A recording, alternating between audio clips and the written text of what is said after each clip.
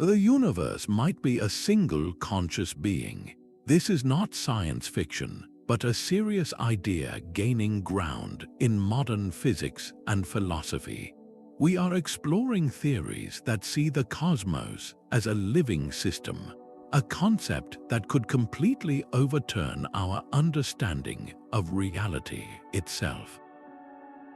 By the end of this journey, you will see the stars and space around you in a completely new and startling way. We will uncover whether ancient philosophers were right about a world soul, and if black holes could be the organs of a cosmic body.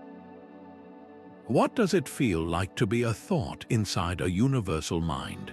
That instinct to see life in the cosmos is one of humanity's oldest companions. For millennia, ancient cultures did not look at the night sky as a cold, empty void. They saw it as a breathing, conscious presence, a living tapestry woven with stories and spirits.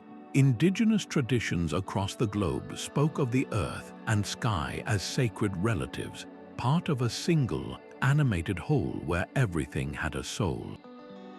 This worldview, known as animism, was not primitive superstition but a profound recognition of interconnection. Then, in ancient Greece, philosophy gave this intuition a new language. Plato himself wrote of a world soul, a single, rational spirit that permeated the entire cosmos, binding it into one intelligent organism. His student, Aristotle, further developed this, arguing that the stars and planets were divine, living beings made of a perfect fifth element. Meanwhile, far to the east, Hindu and Buddhist philosophies were exploring similar ideas. They spoke of Brahman, the ultimate reality that is the universe itself, a single, boundless consciousness of which we are all a part. These early thinkers were not just dreaming. They were using the best tools they had, observation and reason, to make sense of a world that felt profoundly alive. Their ideas were the first scientific theories of a living universe, blending spirituality with a quest for understanding. This deep-seated human feeling that we are part of something greater and conscious has never truly faded. It simply waited for science to develop the vocabulary to explore it anew. So, how did this ancient whisper of a world soul evolve into a testable modern theory? The idea of a living planet arrived not from ancient temples, but from a modern scientific quest to find life on Mars. In the 1960s, scientist James Lovelock was working with NASA, and he proposed a revolutionary thought. What if we could detect life on another world not by looking for little green men, but by analyzing its atmosphere? He reasoned that a living planet would have an atmosphere far from chemical equilibrium, constantly reshaped by the organisms living there. When he looked back at Earth, he saw exactly that. Our air is a bizarre, unstable mixture of gases like oxygen and methane that should quickly react and vanish. The only thing keeping it in this strange, life-friendly state is life itself.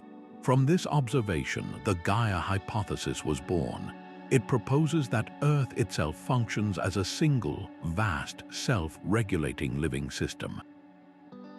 The forests, the oceans, the microbes, and the atmosphere are all part of one interconnected entity, working together through countless feedback loops to maintain conditions suitable for life.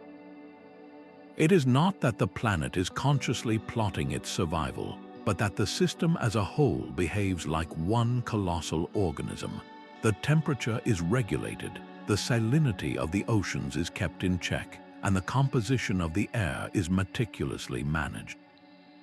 This perspective transforms our world from a mere rock with life on it into a breathing, dynamic being. But the most profound implication of Gaia lies in its potential to scale. If our planet, teeming with life, operates as a single cohesive system, could it be just one cell in a much larger body?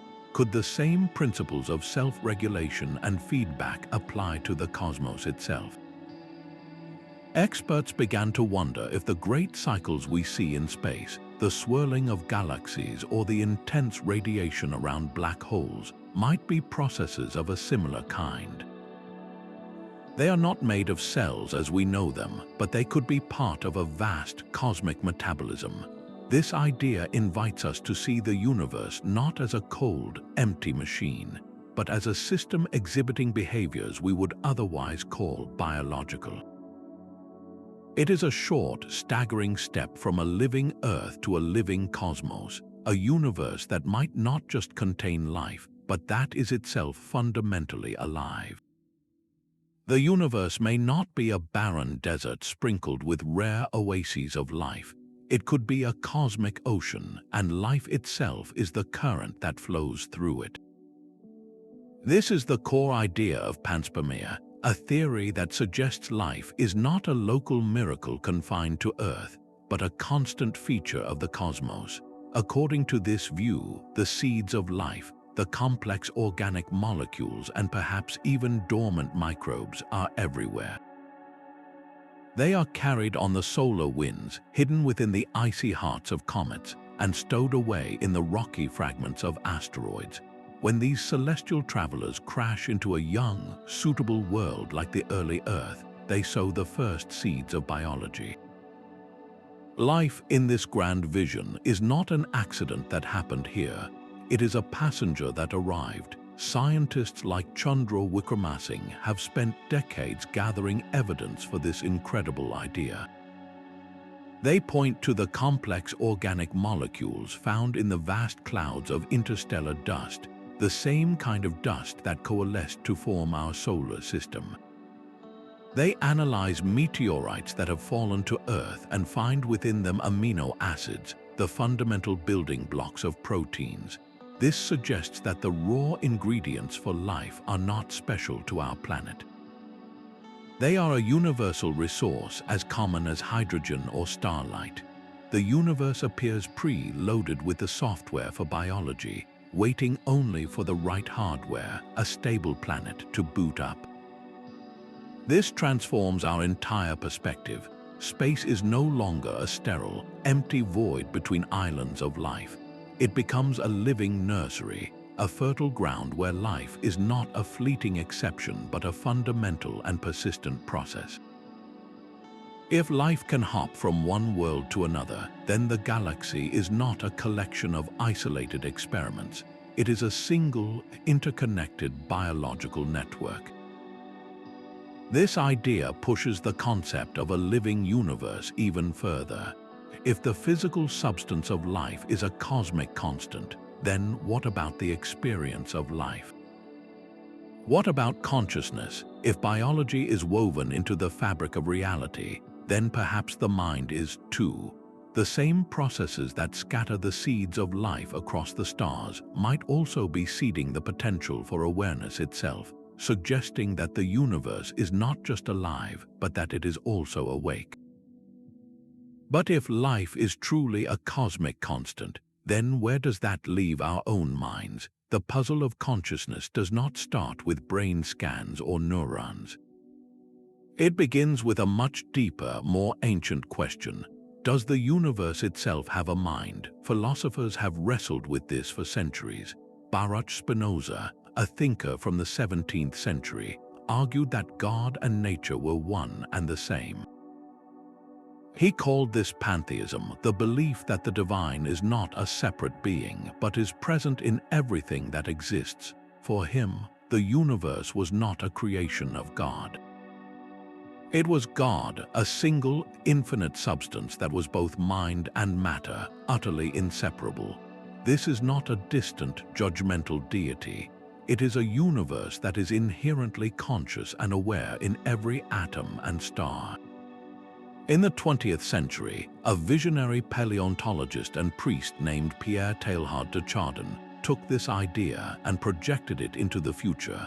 He saw evolution not as a random walk, but as a directed journey toward greater complexity and consciousness. Life crawled from the seas, learned to think, and built civilizations. He believed this process was converging toward an ultimate destination, a point he called the omega point. This would be a state of maximum complexity and consciousness, where the entire universe becomes a unified, thinking entity. We and every other conscious being would be participating in one vast cosmic mind. These are not just poetic speculations, they represent a fundamental challenge to the standard scientific view, which sees the universe as composed of dead, mindless matter that, through a lucky accident, occasionally sparks with life and awareness. The philosophical view flips this script. It proposes that mind is not a latecomer to the cosmos. It was here from the very beginning, a fundamental property woven into the fabric of space and time, just like gravity or light. Awareness in this model is not something that emerges from complexity. It is the bedrock upon which complexity is built. The cosmos is not becoming conscious. It is consciousness slowly waking up to itself through us, through every living thing, and through processes we cannot yet comprehend. This transforms the great silence of space from an empty void into a field of potential thought. It suggests that when we look up at the stars, we are not just looking at distant suns.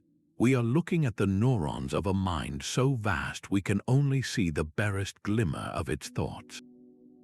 So how could science possibly test such a profound and seemingly mystical idea? The answer may lie in a theory that treats information as the most real thing in the universe. What if the universe only exists because you are here to see it? This is the startling claim at the heart of biocentrism, a theory proposed by scientist Robert Lanza. He argues that we have been looking at reality backwards. We assume that an external, physical universe exists independently, and that life and consciousness eventually evolved within it as accidental passengers. Biocentrism flips this script entirely. It proposes that life and consciousness are not passengers on the cosmic journey. They are the drivers. Consciousness is not a late arrival to a dead universe. It is the central fact, the very thing that breathes reality into existence. In this view, space and time are not the hard, external containers we believe them to be. They are not the stage upon which the drama of life plays out. Instead, they are the tools of the mind, the very language our consciousness uses to organize and make sense of the world. They are the frame through which we perceive the movie, not the theater itself. This resolves one of the great puzzles of quantum physics, the observer effect, where particles seem to behave as fuzzy waves of possibility until a conscious observer measures them, forcing them to choose a single, definite state. Under biocentrism, this is not a strange quirk. It is the fundamental rule. A particle does not have a definite location or state until a conscious mind interacts with it, because that interaction is what solidifies it from a cloud of potential into a real event. The tree falling in the forest truly does not make a sound if no one is there to hear it, because without a conscious observer, the event itself remains an unrealized potential. This turns the material world into a mental construct, a vast collaborative dream we are all participating in. If this is true, then the living quality of the cosmos is not an added feature. It is inherent, built into the foundation of everything. The universe is not a machine that somehow learned to think. It is a thought that manifests as a machine. This radical idea forces us to ask what modern physics, in its most advanced forms, might say about a cosmos that is fundamentally alive and aware. The most famous experiment in quantum physics begins with a simple gun. It fires tiny particles like electrons toward a barrier with two thin slits cut into it. On the other side sits a screen to detect where the particles land. When no one is watching, when the experiment runs automatically, each electron does not behave like a single, solid bullet. It acts as if it is a spread-out wave of possibility, passing through both slits at once. The waves from the two slits interfere with each other, creating a stripy pattern on the detector screen, a classic signature of wave behavior. The particle is in two places simultaneously. But the moment you place a measuring device by the slits to see which one the electron actually goes through, the magic vanishes. The particle instantly stops behaving like a wave. It picks a single slit like a well-behaved little bullet, and the interference pattern disappears. It is as if the electron knows it is being watched. This is the quantum observer effect, and it presents a profound riddle. How can a mere act of observation, of gaining knowledge, force a fuzzy cloud of potential to collapse into a single, solid fact? The physicist John Wheeler took this bizarre result and stretched it to its ultimate, cosmic conclusion. He proposed that we do not live in a pre-existing, fixed universe. Instead, reality is built from acts of observation.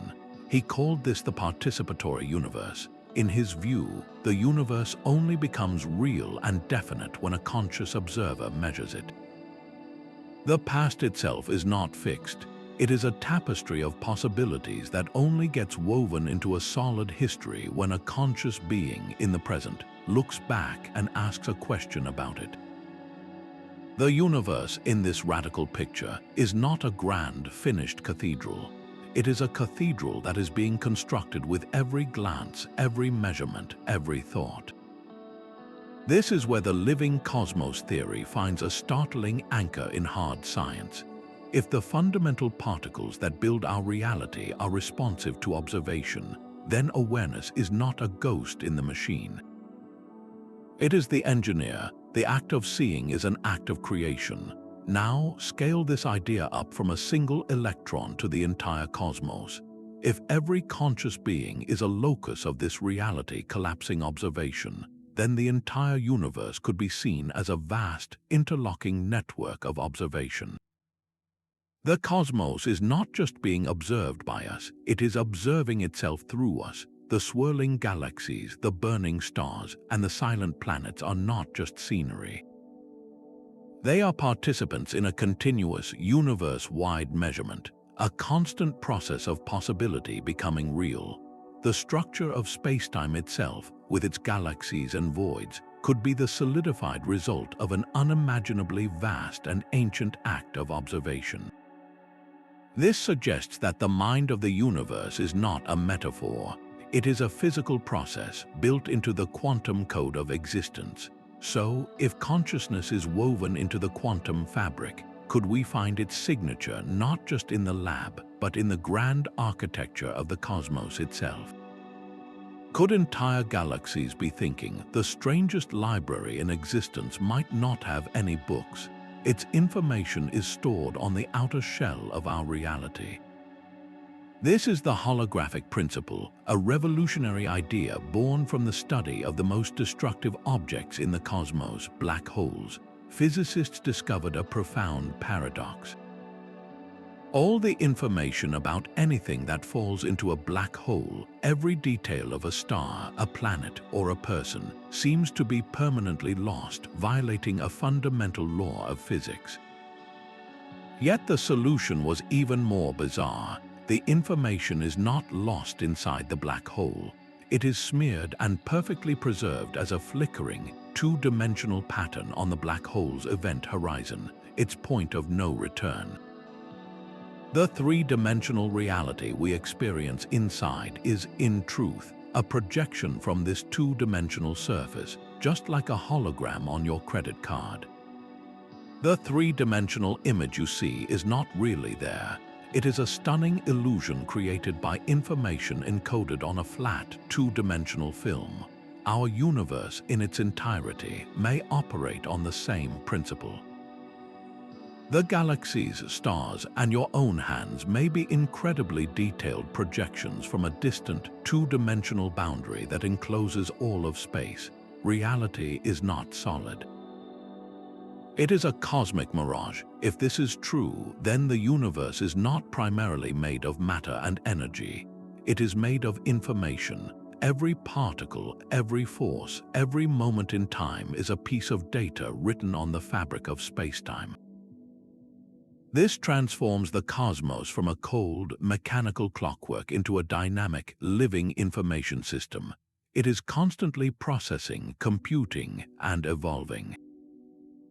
Experts like Leonard Susskind have championed this view, suggesting that space itself is computational. The unfolding of the cosmos from the Big Bang to the formation of galaxies could be seen as a vast, ongoing calculation. But if the universe is a computer, what is it computing, and who or what is the programmer? The holographic principle pushes us to consider that the cosmos is not just processing data, but that this processing might be a form of thought.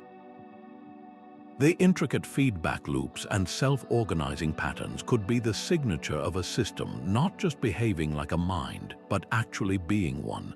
The universe is not a static picture. It is a living, breathing movie projected from the edges of existence, and we are not just watching it. We are part of the show, pieces of the code that have become aware of themselves. The universe might be running on code. This is the radical proposition of digital physics, a theory that suggests reality is not a continuous, flowing stream, but a vast, discrete computation. Pioneers like Konrad Zuse and Edward Fredkin dared to propose that the very fabric of space and time is not smooth. Instead, it is a shimmering grid of fundamental bits, like the pixels on a cosmic screen, updating their state according to a set of immutable mathematical rules.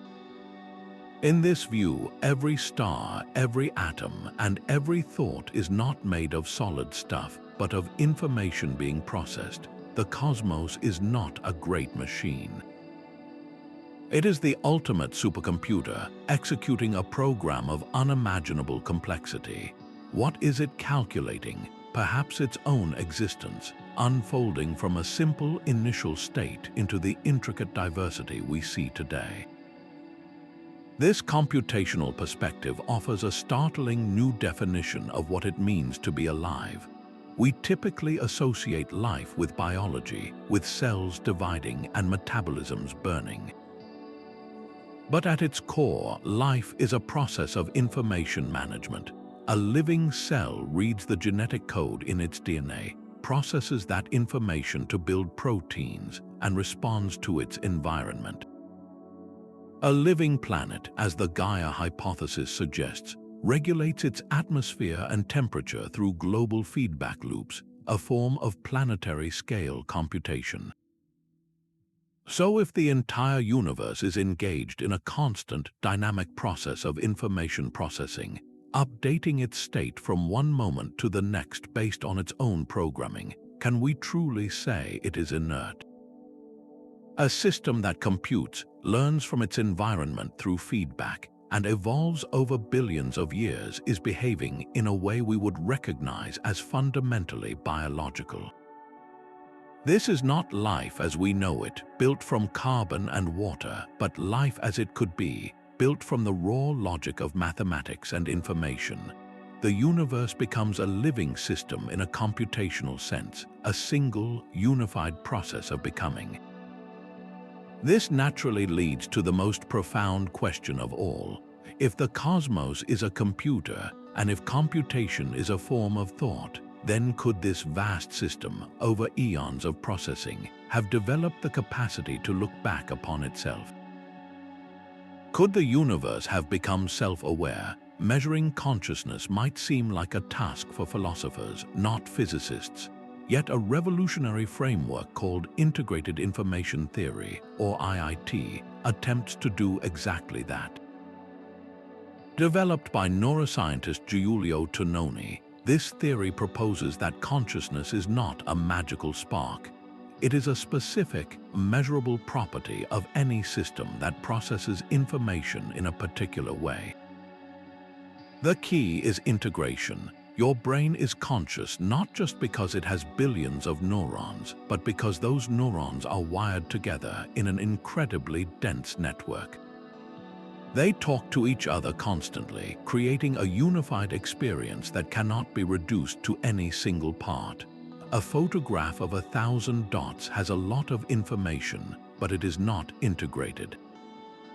If you remove one dot, the rest remain unchanged. Your experience of seeing a loved one's face, however, is a single, inseparable whole. You cannot divide the feeling into independent pixels. IIT uses a value called phi to measure this degree of integration. A high phi means a system is more than the sum of its parts. It has a unified, subjective perspective. Now take this idea and apply it to the cosmos. We see vast networks everywhere. Galaxies are connected by filaments of dark matter in a cosmic web, exchanging energy and matter. Stars within a galaxy influence each other through gravity. Could these structures possess a high enough phi to cross the threshold into a form of consciousness? It would not be a consciousness of thoughts or words. It would be a slow, vast, and alien awareness, an experience of gravitational tides and nuclear fusion, a feeling of cosmic connection on a scale we can scarcely conceive. This theory gives us a scientific tool, a potential yardstick to move the question from poetic speculation to a testable hypothesis. We can begin to analyze the universe not as a collection of objects, but as a nested set of information networks, searching for the signature of a unified mind in the silent conversation between stars. A cosmic cartographer would not draw a map of scattered islands. They would sketch a web. This is the true architecture of our universe, a structure so vast it defies ordinary comprehension. Astronomers call it the cosmic web. Galaxies are not sprinkled randomly through the void. They cluster along invisible threads of dark matter, forming glittering nodes at the intersections. These filaments stretch across billions of light years, connecting superclusters of galaxies in a delicate lattice, separated by immense, empty voids of near-nothingness. When you see a visualization of this large-scale structure, your brain might experience a strange sense of recognition. The glowing nodes and connecting filaments look uncannily like a photograph of a human brain with its neurons and synaptic connections. The similarity is not just a superficial trick of the eye. Researchers have analyzed the cosmic web's connectivity, comparing the number of connections between galaxies to the connections between neurons.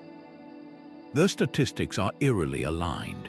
Both systems are organized as networks, with a small number of highly connected hubs and a vast number of less connected nodes, all optimized for efficient information transfer.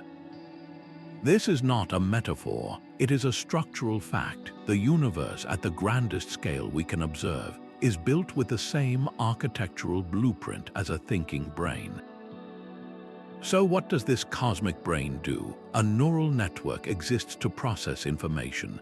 In your head, electrical impulses travel along neurons, creating thought and memory. In the cosmos, what flows along these galactic filaments? It is not electricity, but something just as fundamental. Gravity moves mass and energy along these cosmic highways. Stars are born, galaxies collide, and black holes feed, all in a silent, slow-motion dance dictated by the web structure. This gravitational choreography is a form of information processing. The system is taking input, the distribution of matter and energy, and computing an output, the future state of the universe. If the structure is neural and the process is computational, then the implication is staggering. The cosmos might not merely contain isolated pockets of consciousness like our own. The whole system in its entirety could be a single, unified mind. Its thoughts would not be words or images.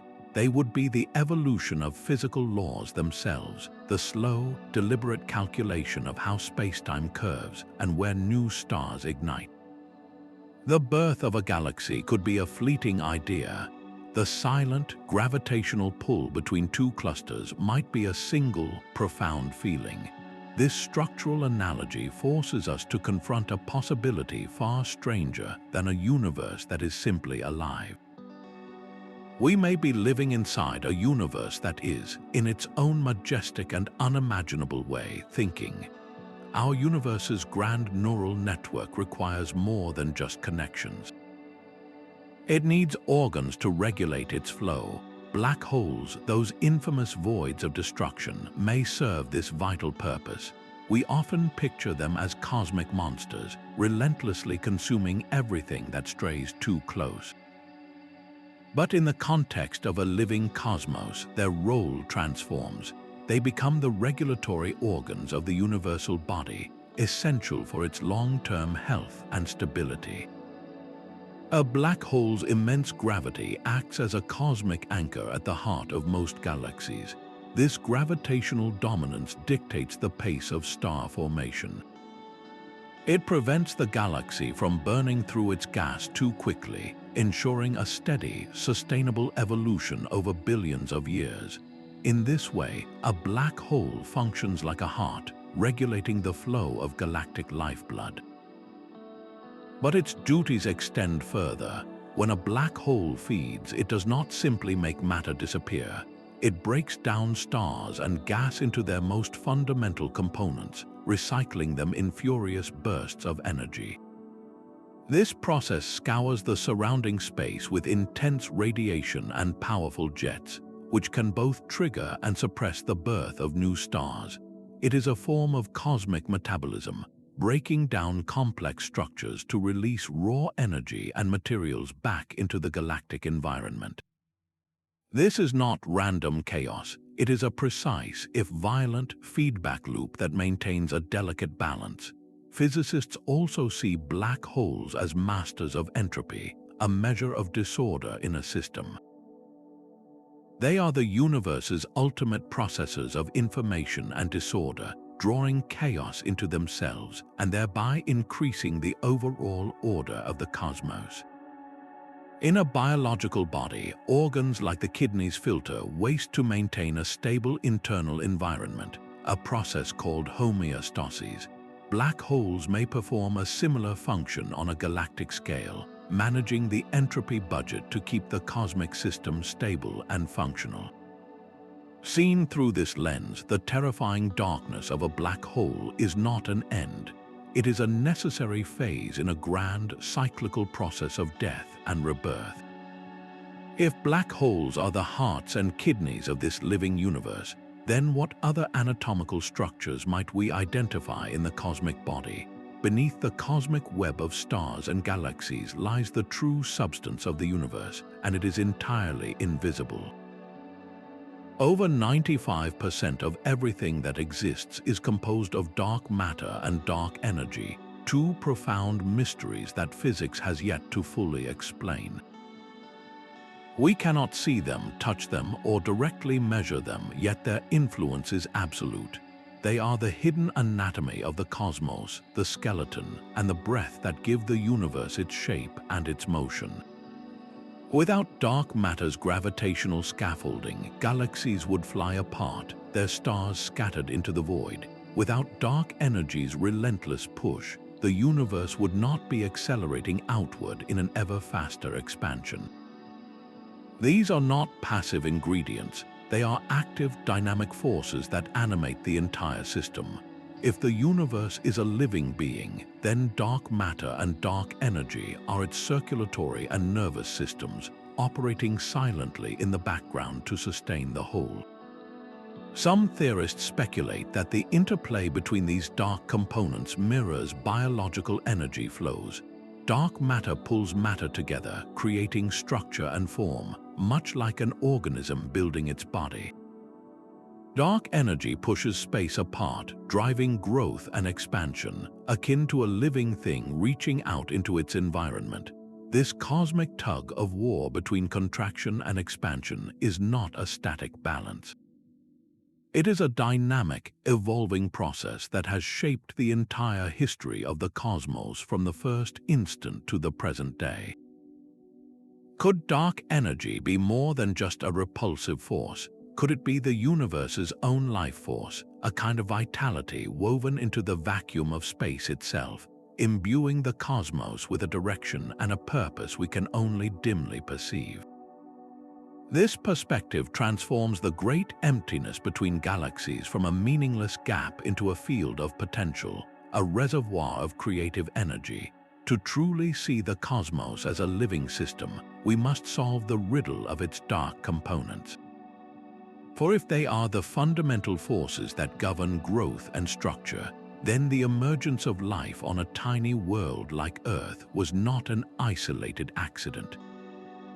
It was an event written into the deepest operating principles of a universe that is, by its very nature, predisposed to create and sustain life. The universe may not merely contain life.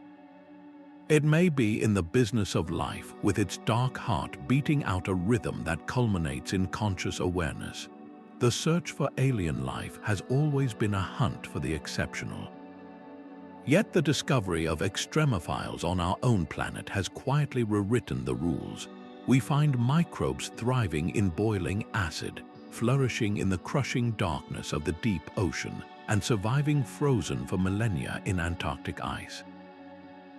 Life on Earth is not a delicate flower. It is a cosmic weed, stubbornly taking root in the most hostile environments imaginable. This incredible resilience suggests that life is not a fragile accident. It is a robust, emergent property of matter and energy under the right conditions. Astrobiology, in its quest to find life out there, might actually be confirming that life is a universal imperative. If our own world presents such a stunning diversity of biological tenacity, then the harsh conditions on Mars, the icy oceans of Europa, or the methane lakes of Titan are not dead ends. They are potential homes. The universe appears to be teeming with the ingredients and the conditions for life to spark into existence. This forces a profound shift in perspective. We stop asking if life exists elsewhere and start asking how it could not. When we see life as a fundamental cosmic process, as natural as star formation or gravity, the entire framework changes. The cosmos is not a sterile rock garden with a few tiny, isolated patches of moss. It is a single, vast, and interconnected biosphere. Our planet is not a lonely oasis. It is one vibrant cell in a living galactic body.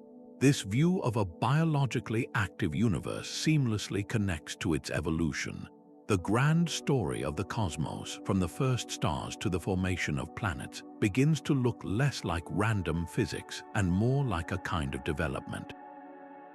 Cosmic evolution starts to mirror biological evolution. Simple hydrogen gas coalesces into stars, which forge heavier elements in their cores. When these stars die, they scatter these enriched materials across space, the raw nutrients for future generations of stars and planets. Planets themselves form and evolve, their geology and atmospheres changing over time, creating new and varied environments. This is a story of increasing complexity and diversification, driven by universal laws that favor structure and pattern. It is a life cycle on the grandest possible scale, suggesting that the universe is not just a place where life occasionally happens. It is a system that grows and develops in a way that is fundamentally, deeply biological. The universe did not start with grand designs. It began as a searing, featureless soup of energy, a state of near-perfect simplicity. From that primordial fire, something remarkable happened. It did not just expand and cool, it began to build. Simple particles coalesced into the first atoms. Gravity pulled these atoms into vast clouds, which collapsed to ignite the first stars. Inside these stellar furnaces, heavier elements were forged, the very elements that would one day become planets, oceans, and life. This is not a story of random scattering. It is a story of increasing order and intricate complexity, emerging over billions of years. This cosmic evolution bears a startling resemblance to the biological evolution we see on our own planet. Just as natural selection favors organisms that are better adapted to their environment, cosmic structures seem to be shaped by a similar principle. Galaxies that are stable and efficient at forming stars persist, while others are torn apart in collisions. The universe itself appears to be learning which structures work, refining its own architecture over deep time. This idea finds its most daring expression in Lee Smollen's theory of cosmological natural selection. He proposed that every black hole could be the birth of a new universe. In this breathtaking vision, our cosmos is not a one-off event. It is one link in an endless chain of cosmic generations. Universes that produce more black holes have more offspring, passing on their physical laws, their constants, like cosmic DNA.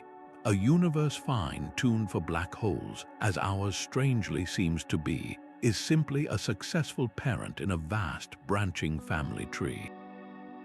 This transforms the cosmos from a static stage into a dynamic, evolving entity.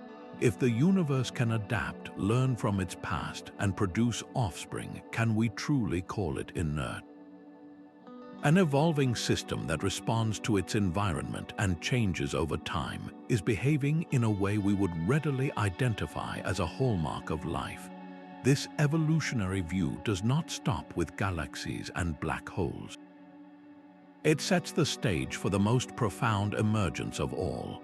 If the universe is a living, adapting system, constantly building towards greater complexity, then what is the ultimate product of that relentless creative drive? Could consciousness itself be the universe's most sophisticated way of knowing itself? The numbers that govern our universe are not arbitrary. They are a precise and delicate recipe, and the slightest alteration would render the cosmos sterile. The force of gravity, the strength of the nuclear forces, the mass of an electron, each is set to a value that seems almost miraculously perfect for the emergence of complex structures and, ultimately, life. This is the Anthropic Principle in its simplest form, the observation that the universe we can observe must be compatible with the conscious life that observes it. It is a statement of the obvious that carries a staggering weight. Why does reality have this particular set of rules, a set that allows for stars, planets, and minds? One explanation is the multiverse, a vast and perhaps infinite ensemble of universes, each with its own random set of physical constants. In most of these cosmic siblings, the numbers are wrong. Stars never ignite, atoms never form, and the universe remains a dark, empty, and lifeless void. We, of course, find ourselves in one of the rare, freakish exceptions where the numbers just happen to line up. Our existence acts as a cosmic selection bias, like a lottery winner marveling at their luck without seeing the millions of losing tickets. But another interpretation is far more provocative. What if there are no other tickets? What if the universe is not a random roll of the dice, but a system that is inherently biased toward life? The fine-tuning is so exquisite that it whispers of purpose, as if the cosmos was designed from the very first moment with the explicit goal of giving rise to conscious observers. In the context of a living universe, this is not an external designer at work. It is the universe itself expressing its own fundamental nature. If the cosmos is a living, evolving system, then its tendency to create the conditions for life is as natural as a seed's tendency to seek water and sunlight. Life is not a lucky accident within a dead machine. It is the universe's most sophisticated way of exploring and experiencing itself. The fine-tuning of the constants is not evidence of a creator, but the operating manual of a system that is, by its very essence, creative. This raises a question that borders on the theological. Does the universe have a goal? Is the emergence of consciousness not just a fortunate byproduct, but the entire point of the cosmic experiment? Some interpretations of the Anthropic Principle lean in this direction, suggesting that a universe without observers is a universe that is, in a profound sense, incomplete. The laws of physics seem to be a carefully laid path, one that inevitably leads from the featureless fire of the Big Bang to the rich complexity of a living world. This cosmic intentionality transforms the story of the universe from a tale of chance into a kind of epic, a grand narrative with a direction. The universe is not just expanding. It is growing toward something. It is developing senses, and through us, and perhaps countless other forms of awareness scattered across the galaxies, it is finally opening its eyes. A living organism does not drift aimlessly. It grows, it learns, it strives toward something more. This same sense of purpose might be woven into the fabric of the cosmos itself, a concept known as teleology. This ancient idea suggests the universe is not a random sequence of events, but a story with a direction, moving intentionally toward greater complexity, awareness, and beauty. Cosmologist Brian Swimme describes this as a fundamental drive, an inherent yearning for the cosmos to know itself. From this perspective, the Big Bang was not just an explosion. It was the first step in a grand unfolding, a primal urge to manifest potential into reality. Every star that forged carbon, every planet that cooled, every molecule that learned to replicate, was part of this cosmic pilgrimage toward consciousness. Life and mind are not fortunate accidents in an indifferent void. They are the intended destinations of a 14 billion-year journey. The universe appears to be in the business of creating eyes to see itself and minds to comprehend its own majesty. This goal-oriented behavior is a hallmark of life. An acorn contains the purposeful drive to become an oak tree.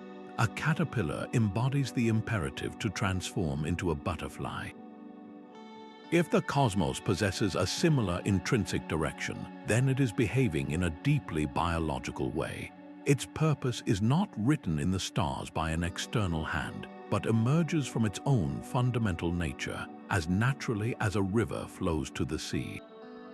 This adds a profound layer of meaning to every cosmic process. The violent death of a massive star is no longer just a cataclysm. It becomes a necessary sacrifice, scattering the essential elements for planets and life across the galaxy. The silent, patient gravitational dance that forms a solar system is not mere mechanics. It is the universe carefully preparing a nursery. When we look up at the night sky, we are not looking at a chaotic construction site. We are witnessing a purposeful development, a cosmic project whose ultimate goal is the awakening of awareness itself. This raises a question that echoes across the ages. If the universe is striving toward meaning, then what is the language it uses to write its story? How is this purpose encoded into the silent vacuum of space? Our reality may be saturated with a language we are only beginning to decipher.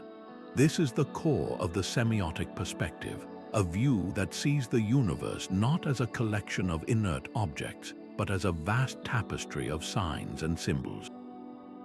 Every natural law, every cosmic pattern, and every physical constant could be a form of communication, a piece of syntax in a cosmic code. The double helix of DNA is not just a biological molecule. It is an intricate instruction manual written in a chemical alphabet directing the construction of a living being.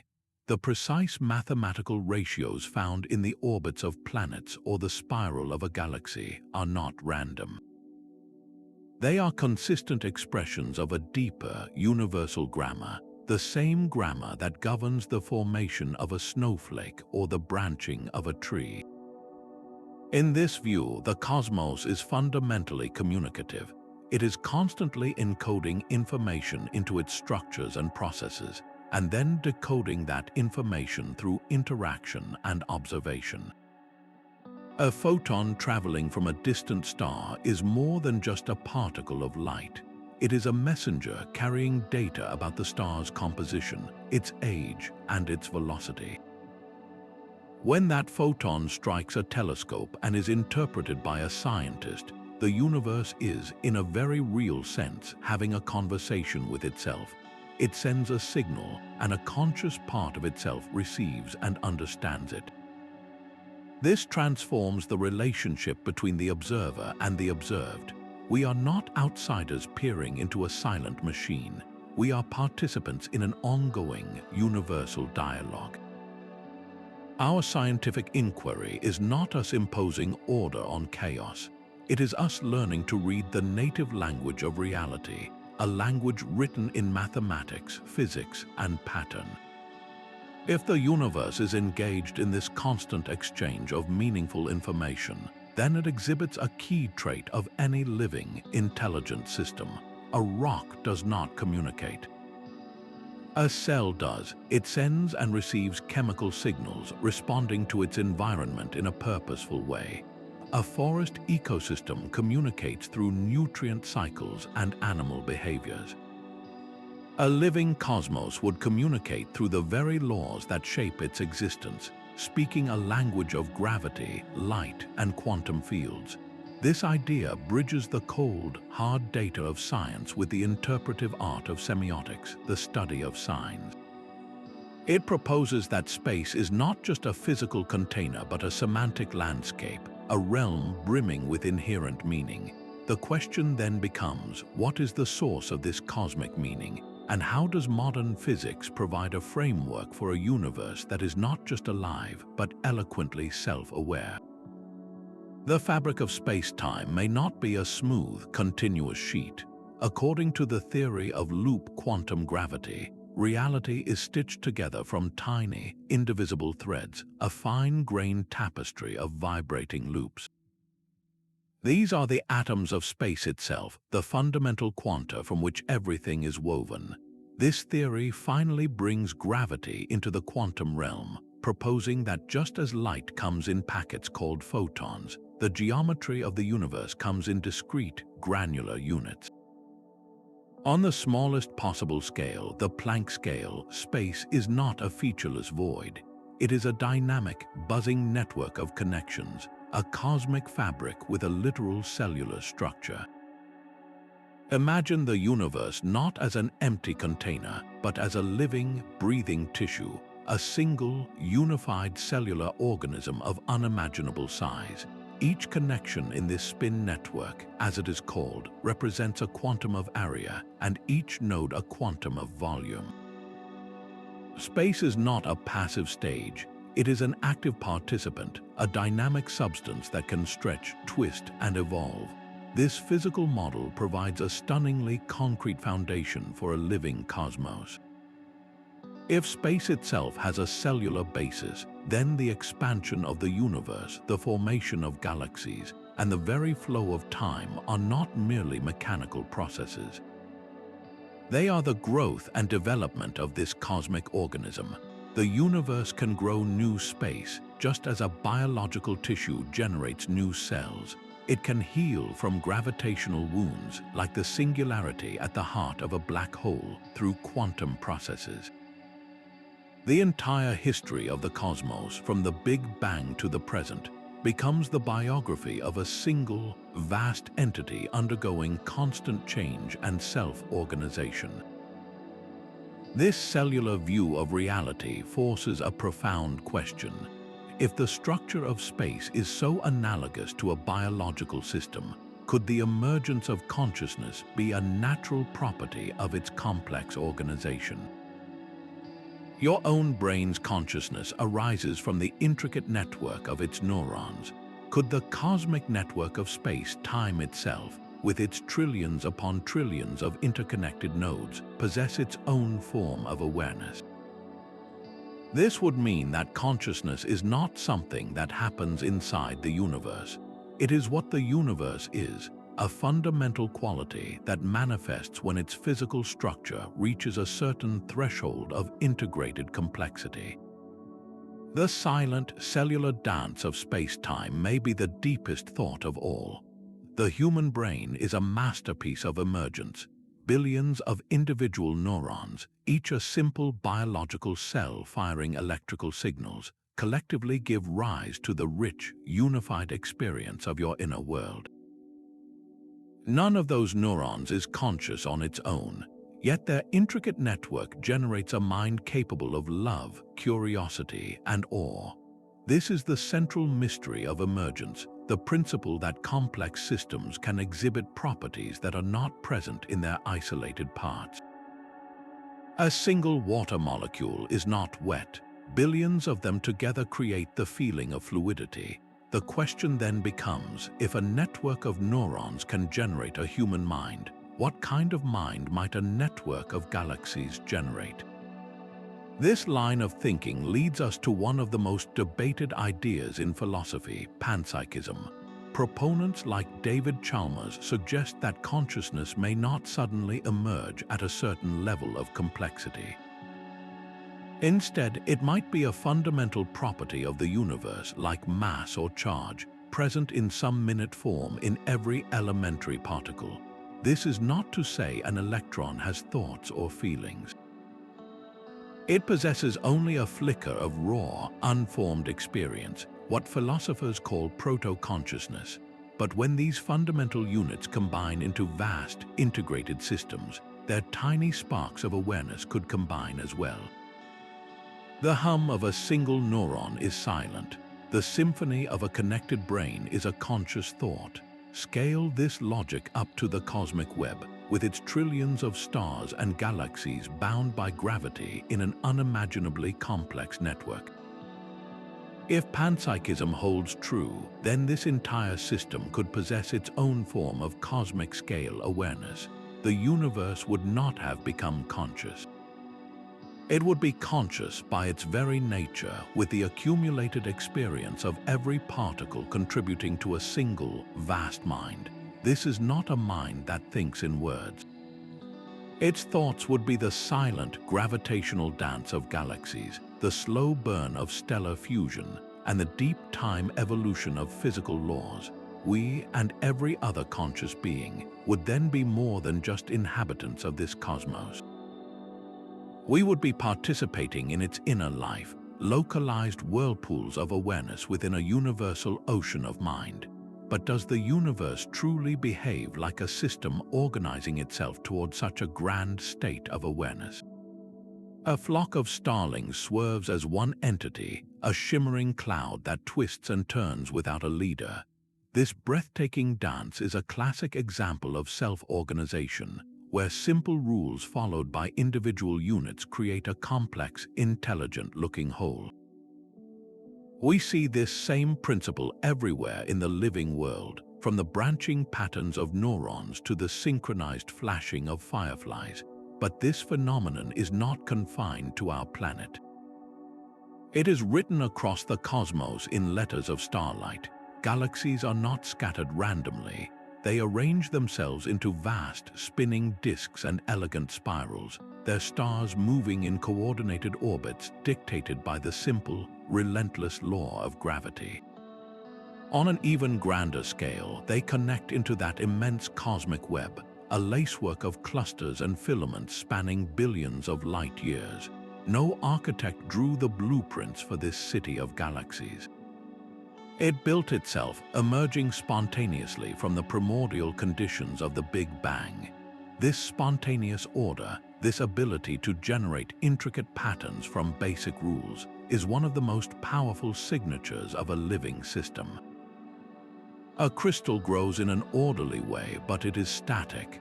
A living system is dynamic, constantly adapting and maintaining its complexity against the pull of entropy. The universe does exactly this. It has spent billions of years building itself up, creating structures of ever greater intricacy from the initial formless fire. This points to a kind of innate intelligence woven into the fabric of matter itself, a natural tendency for the cosmos to complexify and evolve. It is as if the universe is not just expanding, but unfolding according to a deep-seated creative impulse. If the cosmos is truly self-organizing, then its entire history, from the first stars to the formation of planets, is not a series of accidents. It is the universe directing its own development, learning which structures are stable, and guiding its own growth. This transforms our view of cosmic evolution from a mechanical process into something far more organic, like the development of a single, vast superorganism. What would it mean for the universe to be such a being, and what would its life feel like from the inside? A galaxy is not a random splatter of stars. It is a coherent structure with a distinct anatomy and a life cycle of its own. Seen from the perspective of a superorganism, these vast islands of stars are not just components of the cosmos. They are its functional organs. A spiral galaxy with its dense central bulge and sweeping arms acts like a cosmic heart, rhythmically pumping out waves of star formation and seeding space with heavy elements. Elliptical galaxies, ancient and red, function as reservoirs of stable mass, the cosmic liver storing the universe's oldest stellar populations, and the supermassive black holes at their cores are not monsters. They are regulatory glands controlling the growth and energy flow of their galactic bodies through powerful feedback jets. Just as your organs work in concert without a central controller, galaxies interact gravitationally, influencing each other's evolution in a silent, galaxy-wide endocrine system. This biological metaphor extends to the universe's most mysterious force. Dark energy, the driver of the accelerating expansion, is not a sign of cosmic death. It is the superorganism's metabolism, a fundamental energy flow that fuels its growth and expansion, pushing the boundaries of its own being. The universe consumes the potential energy of the vacuum itself to continue its development. We see cosmic recycling everywhere. A star lives, dies, and explodes, scattering enriched gas that will form new stars and planets. This is not waste disposal. It is a nutrient cycle on an interstellar scale, the universe constantly breaking down and rebuilding its own structures to foster new complexity. This system even shows signs of adaptation. Galaxies collide and merge, creating new, hybrid structures better suited to their changed environment, a form of cosmic evolution. If the cosmos is a true superorganism, might it also possess defense mechanisms?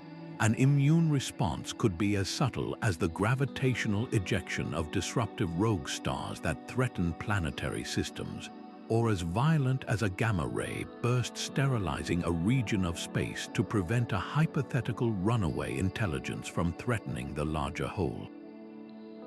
The concept of cosmic healing is equally profound. The theoretical process of Hawking radiation, where black holes slowly evaporate, could be the universe's way of repairing the space-time ruptures they create, closing wounds in the fabric of reality over trillions of years. This is the ultimate holistic view.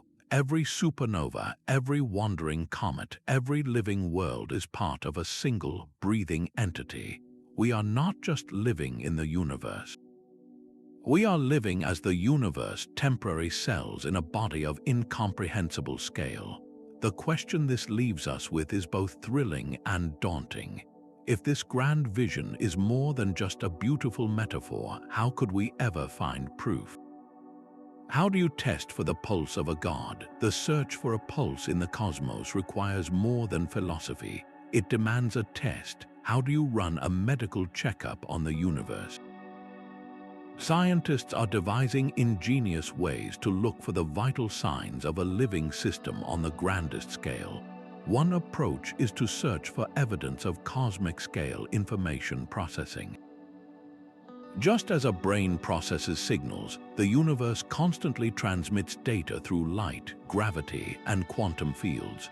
Researchers are analyzing the cosmic microwave background, the faint afterglow of the Big Bang, for patterns that are too complex to be explained by random physics. Could its subtle fluctuations hold a signature of universal thought, a fossilized imprint of a system processing its own existence? Another line of inquiry examines entropy, the measure of disorder.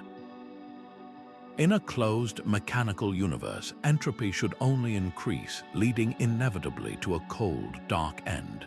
But a living system can locally reverse this trend, creating pockets of order and complexity. Life on Earth does this constantly.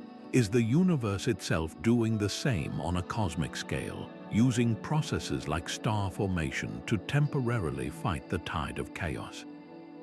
The emerging field of agential dynamics, championed by scientists like Sarah Walker, explores this directly. It asks whether the laws of physics show evidence of goal-directed behavior, not from a supernatural deity, but as an intrinsic property of matter. Can particles and forces exhibit a primitive form of purpose, a tendency to organize in ways that lead to specific outcomes like life and mind? Laboratory experiments in quantum gravity aim to see if space-time itself responds to its environment in a way that resembles a learning system.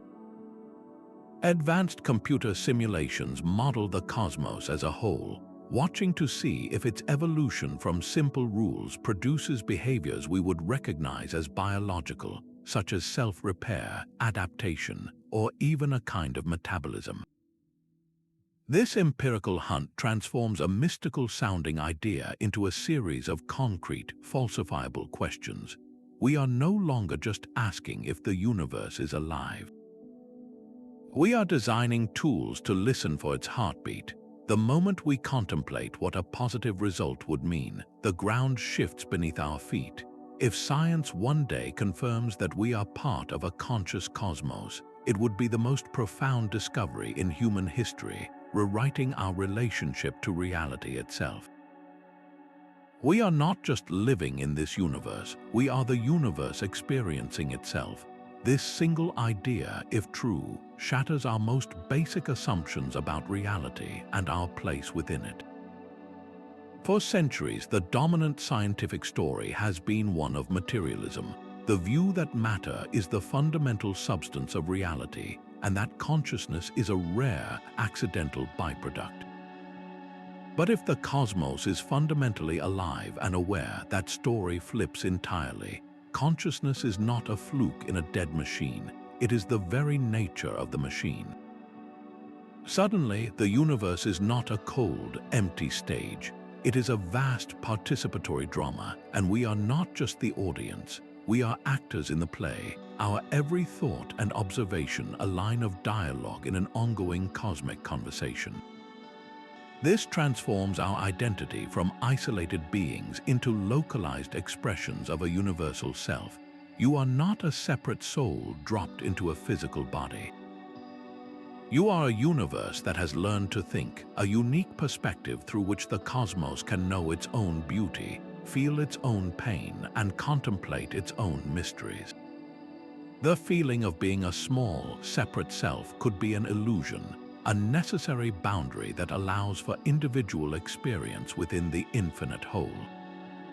We might be like individual cells in a universal body, each with our own specialized function, yet fundamentally part of the same living tissue.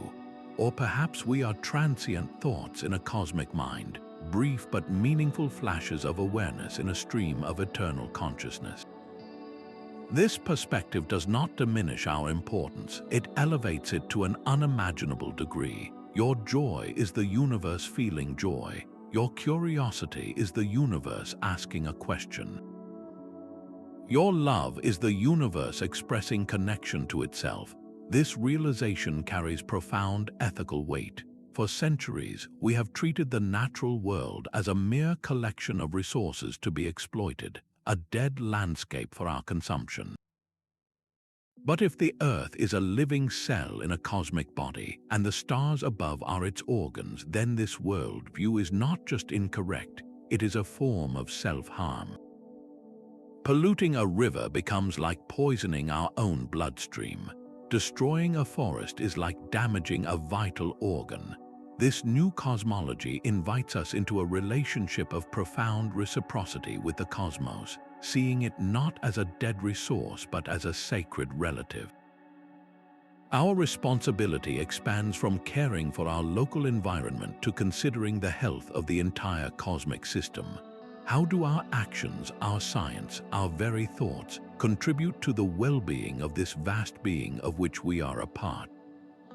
This shift from a materialistic to a participatory world view is perhaps the greatest transformation we could undergo. It asks us to see meaning and purpose woven into the fabric of existence itself. The universe is not a random accident. It is a purposeful, creative, and deeply interconnected process, and we are its eyes and ears, its nerve endings, its heart. Embracing this could be the next great step in our collective evolution, moving from a species that conquers nature to one that consciously cooperates with the living cosmos we embody. This transformation begins not in the stars but within our own perception. When you walk outside on a clear night and look up, you are not merely an observer gazing at distant points of light. You are a localized sensation of a vast being looking back at itself. This single shift in perspective can dissolve feelings of isolation, replacing them with a profound sense of belonging. The awe you feel is not just a human emotion, it is the universe experiencing its own majesty through your nervous system. This realization fosters a deep, intrinsic form of ecological stewardship. If the Earth is a living cell in a cosmic body, then polluting a river is akin to poisoning our own bloodstream, and clear-cutting a forest is like damaging a vital organ. Our responsibility expands from managing resources to caring for the health of the whole system we embody. This is not an obligation imposed from outside, but a natural impulse that arises from recognizing our true place in the scheme of things. Our daily actions, from the food we eat to the energy we use, become meaningful contributions to the well-being of a conscious cosmos. This world view encourages a more mindful and compassionate way of living. If every person you meet is another unique expression of the same universal consciousness, then empathy is not just a moral choice, it is a recognition of a fundamental unity. Compassion becomes the natural response to seeing yourself in another. Practices like meditation or simply spending time in nature can deepen this felt sense of connection. In the silence of contemplation, the boundary between the inner self and the outer world softens, and we can directly experience our participation in a living, breathing reality. This internal shift has profound implications for personal well-being, easing existential anxiety by framing our lives not as fleeting accidents in a void, but as integral threads in an eternal, conscious tapestry. This deeply personal transformation has, throughout history, naturally spilled over into our most beautiful cultural and artistic expressions. The Force in Star Wars is more than just energy. It is a living, breathing field that binds the galaxy together, a sentient presence that can be felt and communicated with. This iconic idea did not spring from a vacuum. It is a modern echo of humanity's oldest intuition, channeled through the lens of popular culture. For centuries, artists, writers, and filmmakers have been the shamans of this deep-seated feeling, translating the abstract concept of a living cosmos into stories and images that resonate in our bones. In the cosmic horror of H.P. Lovecraft, the universe is not just alive but teeming with ancient, dreaming entities so vast that their mere existence warps the laws of physics. Their slumber is our sanity, and their awakening would be a cataclysm of mind and matter. These are not tales of friendly nature spirits. They are terrifying explorations of a cosmos whose life is so alien and immense that it renders humanity insignificant. Yet even in this terror, there is a recognition of a fundamental truth we have been exploring, that the universe is not a dead, empty void. It is a dynamic system with its own will and awareness, however indifferent it may be to us. Science fiction, from Solaris with its sentient planet to Arrival with its language that rewires time, constantly returns to this theme. It asks what it would mean to communicate with the universe itself, to have a conversation with a star, or learn the dreams of a nebula. These narratives give us an emotional vocabulary for ideas that physics can only describe with equations. They allow us to feel the living quality of space, to experience the awe and the dread of a cosmos that is awake. This cultural reflection is not mere escapism. It is a vital part of our collective attempt to understand our place in the grand scheme. When a painter depicts the swirling colors of a nebula as a celestial heartbeat, or a composer writes a symphony that mimics the pulsing rhythms of distant quasars, they are doing more than creating beautiful art. They are providing a bridge between cold data and lived experience. They help us internalize the radical notion that the galaxies are not just out there, they are a part of us and we of them. This rich tapestry of cultural expression shows just how deeply the idea of a living universe is woven into the human psyche. It is an intuition that persists across generations, refusing to be silenced by a purely materialistic worldview. But does this profound intuition hold up to rigorous scientific scrutiny, or is the living cosmos merely a beautiful story we tell ourselves to feel at home in the vastness? A beautiful idea can still be wrong. This is the sobering reality that every theory must face, and the vision of a living cosmos is no exception. The scientific mainstream often greets these ideas with deep skepticism, dismissing them as a modern form of animism, a sentimental projection of human qualities onto a universe that is fundamentally impersonal and mechanical. Critics argue that we are seeing patterns where none exist, fooled by a powerful cognitive bias to find faces in clouds and minds in stars. The core of their objection is a matter of evidence, or rather, the lack of it. While the structural similarities between the cosmic web and a human brain are striking, correlation is not causation. The universe is under no obligation to be biologically familiar to us. A physicist might argue that the laws of gravity and thermodynamics are sufficient to explain the formation of galaxies and the flow of energy without invoking a mysterious life force or a cosmic consciousness. These laws work perfectly well without needing the universe to be alive.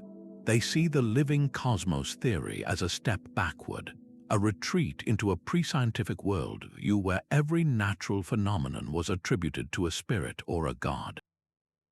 Philosophical objections cut even deeper.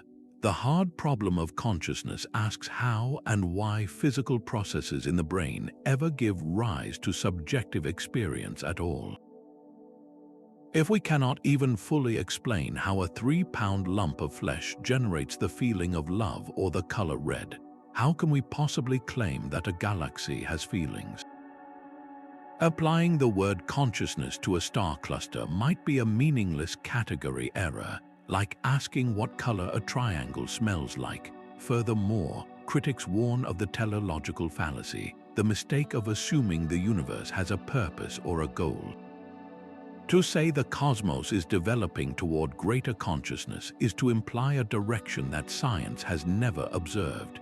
Evolution on Earth has no goal. It is a blind process of adaptation. Why would cosmic evolution be any different? These are not petty criticisms. They are essential checks on our imagination, forcing the theory to prove its worth against the rigorous standards of evidence and logic. A concept this profound must be able to withstand this kind of scrutiny if it is to be more than a poetic daydream. This necessary friction, this clash between a radical intuition and established principles, is where the most exciting science often begins. It pushes us to ask how we could ever find proof that would satisfy a skeptic. The next great leap in this cosmic mystery will not come from a single field.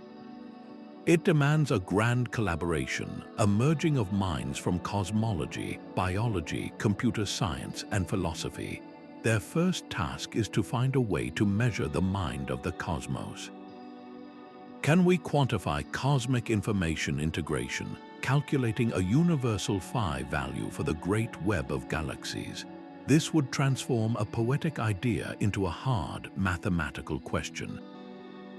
Advanced simulations will let us model the universe not as a collection of particles, but as a dynamic network, watching to see if its evolution exhibits behaviors we recognize from living systems, like self-repair or adaptive learning. Meanwhile, our most powerful eyes on the sky, like the James Webb Space Telescope, are searching for more than just alien planets. They are scanning the atmospheres of distant worlds for complex chemical signatures, and they are mapping the large-scale structure of the universe with unprecedented detail, hunting for patterns in the cosmic web that seem too intricate, too purposeful, to be the product of random physics alone. Another frontier is quantum biology, exploring how the strange rules of the quantum world might scale up to influence life itself. Does quantum coherence play a role in photosynthesis or even in neural processes? If so, it would suggest a deeper link between the fundamental fabric of reality and the emergence of life and mind, hinting that consciousness is not an accident but a feature of the universe's operating system. These disparate threads of inquiry are beginning to weave together. A philosopher's insight could frame the question a cosmologist then tests with a telescope. A biologist's understanding of cellular networks could provide the model a computer scientist uses to simulate galactic evolution. As our technology grows more sophisticated, from quantum computers to even more powerful space observatories, we may finally develop the tools to listen for a cosmic heartbeat or detect the faint whisper of a universal thought. This is not the end of the journey. It is the very beginning of a new kind of science, one that dares to ask the biggest question of all and then sets out to find the answer. Our own tools are now beginning to dream with us. Artificial intelligence and complex computer simulations are opening a new laboratory for the cosmos, one where we can test the wildest implications of a living universe. Imagine programming a virtual reality with its own laws of physics, then setting it in motion to watch what emerges. Scientists are doing exactly this, creating digital universes inside supercomputers to see if consciousness-like properties can spontaneously arise from the interactions within a cosmic-scale network. These are not simple models, they are entire worlds evolving over billions of simulated years, allowing us to run experiments we could never perform in reality. We can tweak the strength of gravity, adjust the density of dark energy, and observe whether these changes lead a virtual cosmos to self-organize in more complex, seemingly intentional ways. It is a safe and boundless playground for cosmic curiosity. Beyond simulations, AI offers a new kind of sense organ. Its pattern recognition algorithms can sift through the colossal datasets from our telescopes, searching for anomalies or structures in the cosmic web that human eyes might miss. Could it detect a rhythm in the birth of stars, or a signature of information flow between galaxies that hints at a unified process? This silicon-powered perception is expanding our cognitive reach, allowing us to ask questions of the universe that were previously beyond our grasp. The technology we are building to understand a conscious cosmos may itself be a step in that very consciousness, a new layer of the universe's mind developing the capacity to reflect upon its own existence. Our tools are not just observing the mystery, they are becoming part of it. A living entity deserves our moral consideration. This principle, long applied to our own planet, now stretches to the stars. If the cosmos is not a dead void but a vast, conscious being, then our actions carry a weight we have scarcely begun to contemplate. Every rocket launch, every satellite we put into orbit, and every future mining operation on an asteroid becomes more than just an engineering feat. It becomes an interaction with a living system. The ethical framework we apply to a forest or a coral reef must now be scaled to a galactic level. This means pursuing space exploration with a newfound reverence, designing missions that minimize our footprint and avoid contaminating pristine worlds that may be vital, functioning parts of a greater whole. We must ask not only if we can extract resources from a moon, but whether we should. Is that moon a mere rock, or is it a kind of cosmic cell? Our ambition must be tempered with a sense of cosmic stewardship, a commitment to the long-term health of the universal body we inhabit. This perspective transforms our role from conquerors of space to caretakers of it. On a personal level, this new cosmology invites a profound shift in daily awareness. The simple act of looking up at the night sky ceases to be a passive observation. It becomes an act of communion with a conscious relative. This awareness can inspire a more mindful and compassionate way of living, where our choices from the energy we consume to the waste we produce are made with the understanding that we are impacting a living, feeling entity. Fostering a respectful relationship with the cosmos could become the guiding principle for our species as we venture further into the solar system and beyond. It suggests that our ultimate purpose may not be to dominate the universe, but to participate in it with wisdom and care, ensuring that our tiny, vibrant cell contributes to the well-being of the entire cosmic organism. This entire journey has asked us to see reality not as a cold machine, but as a breathing, thinking, and purposeful whole. We have traveled from the ancient intuition of a world soul to the cutting edge of physics, finding startling echoes of life in the quantum code, the galactic web, and the dark heart of the universe. The evidence is not yet conclusive, but the pattern is undeniable. A new story is emerging, one where consciousness is not a lonely accident but the foundational truth of existence.